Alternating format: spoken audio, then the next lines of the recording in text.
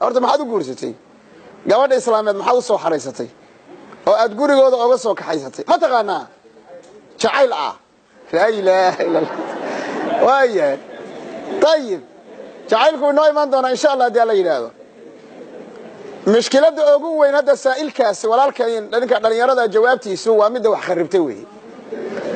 mas'alada marka laga eegay waan ku jeclahay waa idinku jeclahay beerka i xanuunaya habeenkii ma seexdo kaale i seexi i waa walwalay taa weeye marka gabdhaha lagu soo xareeyey wixii waa dhammaaday durbo oo la kala tegaya طيب horta koo waxaa la isu guursadaa haddaan idiin soo khulaasayo mar koobaad in la helo gabdhaha ma weydiiyaa su-aasha ay gabdho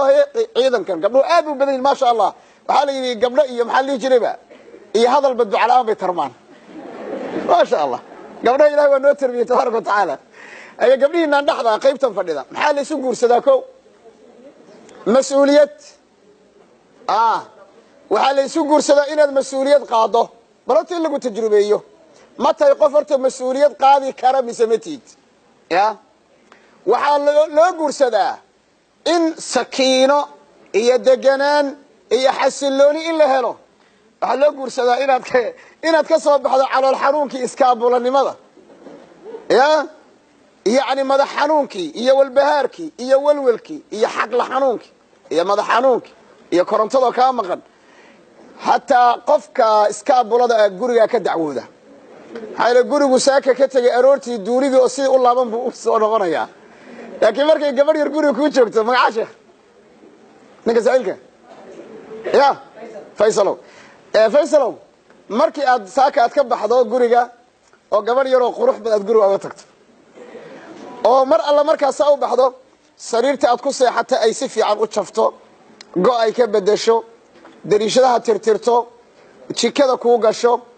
guri idgoon oo caraf badan oo daqsiga soo gala la xukumayo daqsiga hatta daqsiga soo gala la xukumaya markii ridda lagaaga imaado oo horta meesha buqbuq laga fiirina soo socoto markii lagu arkana si tartiib albaabka lagaaga furo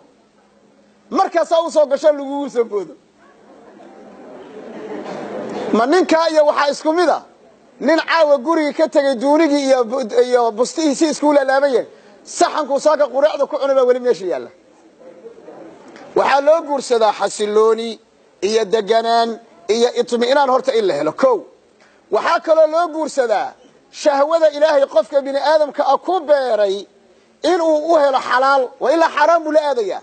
waxa kale loo guursadaa al-injab wal-hifaz ala al-jins al-bashari bil aadamku inuu tarmo oo bini aadamku inuu bato ayaa loo guursadaa waxa loo guursadaa istiqraar al-mujtama' iyo wasaadati bulshadu inay saacada hesho in qaraabo iyo qoys la helo